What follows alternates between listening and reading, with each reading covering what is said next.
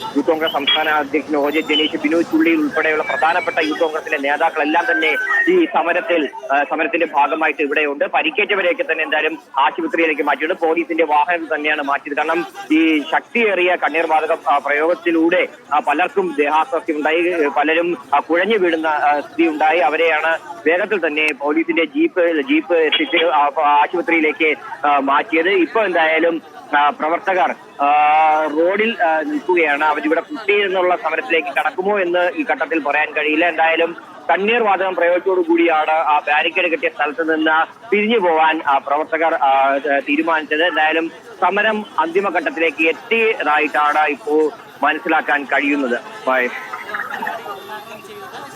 സനൂപ്, നേരത്തെ ഈ പോലീസ് പ്രവർത്തകർ വരികയും മുഖ്യമന്ത്രിയുടെ കോലം കത്തിക്കുകയും ബാരിക്കേഡ് മറിച്ചിടാൻ ശ്രമിക്കുകയും ഒക്കെ ചെയ്തിരുന്നു.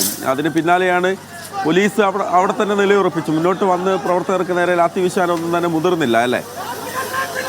സെക്രട്ടേറിയറ്റ് ഭാഗത്തു നിന്ന് വ്യത്യസ്തമാണ് നിയമസഭയിലേക്ക് പോകുന്ന വഴി മഹേഷ്. അതുകൊണ്ട് തന്നെ അവിടെ ഈ ബാരിക്കേഡ് അടച്ചാൽ പൂർണ്ണമായിട്ടും അപ്പുറത്തേക്ക് കടക്കാൻ കഴിയില്ല. പകരം ഈ ഏതാനും കുറച്ച് പോലീസുകാര് ഈ MG റോഡിന്റെ ഭാഗത്തായിട്ട് നിലയുറപ്പിക്കുകയും ബാക്കി പോലീസുകാർ മുഴുവൻ ഈ ബാരിക്കേഡ് കെട്ടിയ പ്രദേശത്ത് നിന്ന് അപ്പുറം നിയമസഭയുടെ മുൻഭാഗത്തേക്ക് പോകുന്ന വഴിയിലാണ് നിലയുറപ്പിക്കുന്നത്. അതുകൊണ്ട് തന്നെ പോലീസും പ്രവർത്തകരും നേർക്ക് നേർ ഒരു പോരാട്ടത്തിലേക്ക്, ഈ തുടക്കത്തിലെ സംഘർഷത്തിലേക്കൊന്നും കഴിയില്ല. അതുകൊണ്ടാണ് പലപ്പോഴും പ്രവർത്തകർ വന്ന് ബാരിക്കേഡ് മറച്ചിട്ട് പ്രതിഷേധിക്കാൻ തീരുമാനിക്കുന്നത്. തുടക്കം മുതൽ തന്നെ ഈ ബാരിക്കേഡ് മറച്ചിടാനും പോലീസ് നേരെ കല്ലും വടിയും മറ്റുമൊക്കെ വലിച്ചെറിയുകയായിരുന്നു യൂത്ത് കോൺഗ്രസ് പ്രവർത്തകർ.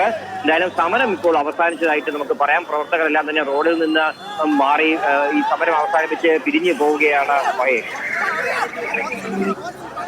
നിയമസഭയിലേക്ക് യൂത്ത് കോൺഗ്രസ് നടത്തിയ മാർച്ച് അക്രമാസക്തമായി. പിന്നാലെ പോലീസ് കണ്ണീർ വാതകം പ്രയോഗിച്ചു. ചില പ്രവർത്തകർ അവർക്ക് ദേഹാസ്വാസ്ഥ്യമുണ്ടായി. പിന്നാലെ അവരെ ആശുപത്രിയിലേക്ക് മാറ്റി. മാർച്ച് അവസാനിപ്പിക്കുകയാണെന്ന് സംസ്ഥാന യൂത്ത് കോൺഗ്രസ് അധ്യക്ഷൻ ഒ ജെ ജനീഷ് ഉൾപ്പെടെയുള്ള നേതാക്കൾ പ്രവർത്തകരോട് പറഞ്ഞു. ഇപ്പോൾ പ്രവർത്തകർ പിരിഞ്ഞു പോകുന്നു എന്നാണ് RB സനൂപ് വ്യക്തമാക്കിയത്. എന്തായാലും കഴിഞ്ഞ 1-2 മണിക്കൂറായി തിരുവനന്തപുരത്ത് തലസ്ഥാനത്ത് വലിയ തോതിലുള്ള സംഘർഷാവസ്ഥയായിരുന്നു യൂത്ത് കോൺഗ്രസ് മാർച്ചിന് പിന്നാലെ.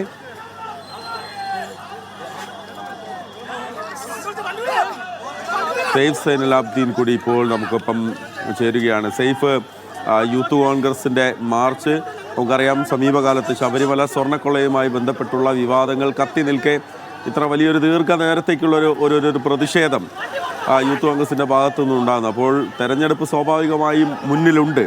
അപ്പോൾ പ്രതിഷേധം, സർക്കാരിനെതിരെയുള്ള വികാരം ആളിക്കത്തിക്കാം, കുറെ കൂടി വളരെ ശക്തമായ സമരം വേണം എന്നുള്ളത് തന്നെയായിരിക്കും യൂത്ത് കോൺഗ്രസ് കരുതുന്നത് അല്ലേ?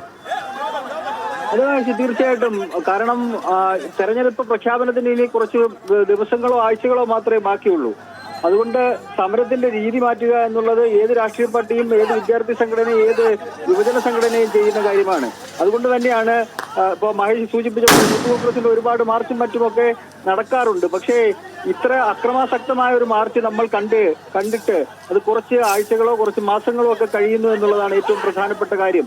ഇനിയുള്ള മാർച്ചുകൾ സൈലന്റായി വന്ന് 1-2 ജലപീരങ്കി അടിച്ച് പോയി കഴിഞ്ഞാൽ അത് ജനങ്ങളുടെ ശ്രദ്ധയിൽ നിൽക്കില്ല എന്ന ബോധ്യം ഈ രാഷ്ട്രീയ പാർട്ടി നേതാക്കന്മാർക്കും ഈ യുവജന സംഘടനയുടെ നേതൃത്വത്തിലുള്ളവർക്കും എല്ലാം ഉണ്ട്. അതുകൊണ്ടാണ് ഓരോ ഘട്ടം വെള്ളം ചീറ്റുമ്പോഴും അവർ ദൂരേക്ക് മാറി, അത് വെള്ളം ചീറ്റി വെള്ളം ദേഹത്ത് വീഴാതെ മാറിയതിനു ശേഷം വീണ്ടും ആ ബാരിക്കേഡിന് മുന്നിലേക്ക് എത്തിച്ചേർന്നുകൊണ്ട് ബാരിക്കേഡ് മറികടന്ന് നിയമസഭയുടെ ആ റോഡിലേക്ക് എത്തിച്ചേരാൻ വേണ്ടിയുള്ള നീക്കം ഇവരുടെ ഭാഗത്ത് നിന്ന് ഉണ്ടാകുന്നത്.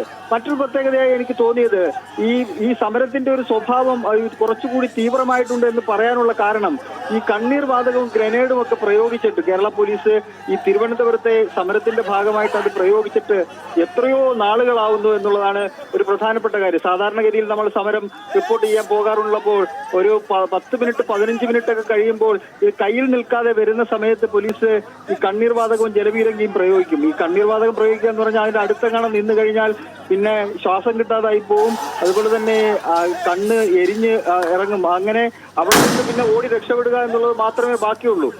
അങ്ങനെ ഈ ജലപീരങ്കി കണ്ണീർ വാതകവും പ്രയോഗിച്ചിട്ട് കുറെ നാളുകളാവുന്നു എന്നുള്ളതാണ്. അത്രയും സമരത്തിന്റെ തീവ്രത അത്രത്തോളം ഉണ്ട് എന്ന് ബോധ്യപ്പെട്ടതിന് ശേഷമാണ് പോലീസ് അത് പ്രയോഗിക്കുന്നത്.